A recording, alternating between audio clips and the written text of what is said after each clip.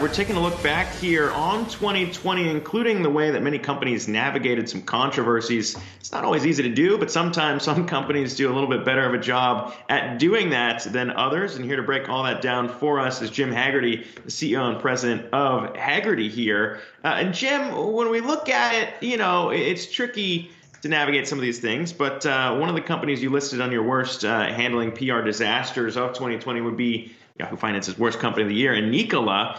Talk to me about what you saw play out this year and maybe some of the mistakes you saw that other companies should be avoiding.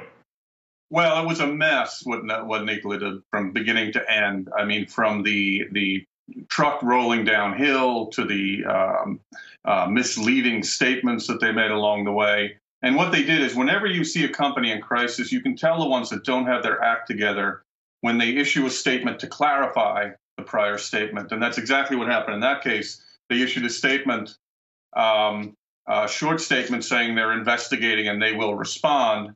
And then they issued a 2,200-word statement that put everyone to sleep to try to justify what was going on. And again, you have to respond quickly, but you have to respond with thought and empathy in those situations. But I suspect the facts were so poor in that case that there wasn't a whole lot they could have done. But they certainly made it worse by the way they responded. Well, and we saw the stock take a huge dip on the back of those reports that came out. Let's talk about the positives here. You've highlighted the NBA and its handling of Black Lives Matter, but also Epic Games, the company, of course, leading the way in going after Apple and Google for their app fee stores. I'm curious, as you look at what you deem to be a PR success, how do you ultimately measure that? Because the way people view it obviously varies pretty widely. Yeah. Well, we actually have a proprietary software called Crisis Response Program. We collect statements all year that companies have issued in response to various crises. Then we sit down and go through them and analyze them and come up with the best and the worst. And what was fascinating about the Epic Games situation is if you looked at what they did in rolling out the announcement of the lawsuit that they undertook, was the amazing planning that went on. A lot of times, the lawsuit comes first and then they figure out what they're going to say. But Epic Games did everything from being everywhere in the media with their message, very tight messages, and including creating a video that mimicked the famous Apple 1984 video as part of their lawsuit announcement. So it really was a home run.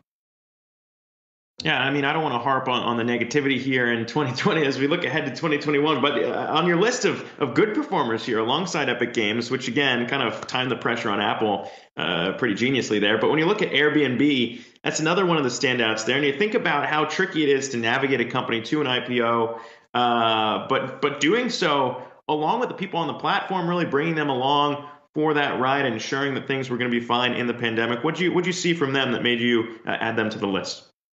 Well, that's exactly the point. They shared what they were going to do in a very human, responsible way. I think the CEO of Airbnb at one point said he had to make 10 years of decisions in 10 weeks.